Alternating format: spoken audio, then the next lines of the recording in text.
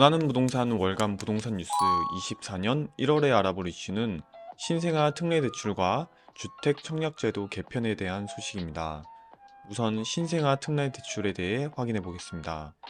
신생아 특례 대출의 경우 출산 장려 정책의 일환으로 주택담보대출과 전세자금 대출 상품에 대해 기존 일반 대출 상품에 비하여 대출 금리에 대한 혜택을 제공하는 제도라고 보시면 되겠습니다. 기존에 이러한 정책자금 대출 상품이 출시될 경우 지원 대상 부분에서 제한이 상당히 까다로운 편이었는데 발표된 안을 살펴보시면 상당 부분의 신혼부부들이 대상 범위에 포함될 수 있을 만큼 적용 기준을 완화시켜둔 모습입니다.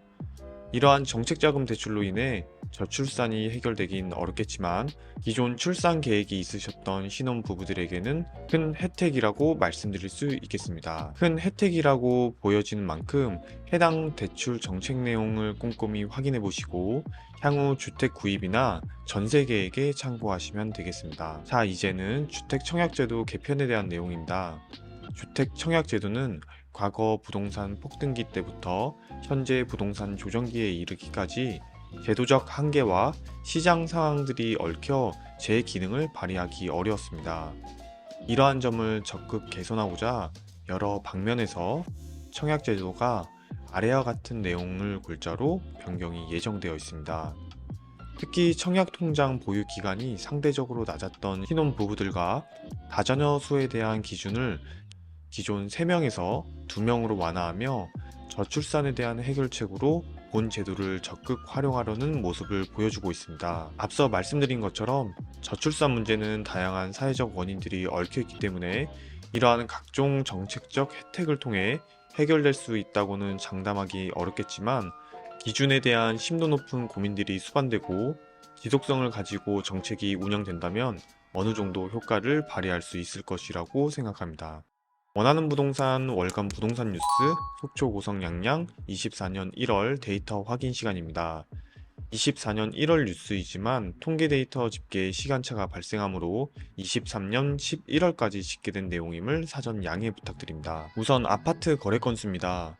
보라색 그래프를 보시면 속초 힐스테이트 신규 분양권에 대한 이슈가 지나감에 따라 속초 아파트 거래 건수도 다시 하락 추세로 돌아왔습니다. 평시 속초 아파트 월별 거래 건수가 250건에 달했기 때문에 사실 지난 2달간 속초 거래 건수가 살짝 회복되는 모습을 보여주었던 것도 일시적인 효과에 지나지 않았다고 보여지고 현재는 다시 평년 기준 절반의 거래 건량을 보여주고 있다고 보시면 되겠습니다. 오른쪽 속초 아파트 거래 건수만 추려놓은 그래프를 보시면 전년 대비 15% 상승, 전월 대비 마이너스 22% 하락된 모습을 확인하실 수 있습니다. 전년 대비 15% 상승되었던 것은 이미 부동산 침체가 1년 이상 지속되고 있어 작년 데이터 또한 침체기 안의 데이터이기 때문에 올해가 작년 대비 상승한 것처럼 보여지는 사실상의 기저효과로 보여지기 때문에 상승률에는 크게 의미가 없다고 보여집니다. 두 번째로는 순수 토지 거래 건수입니다. 속초, 고성, 양양 모두 전월에 대비해서는 일정 부분 상승한 그래프를 보여주고 있습니다.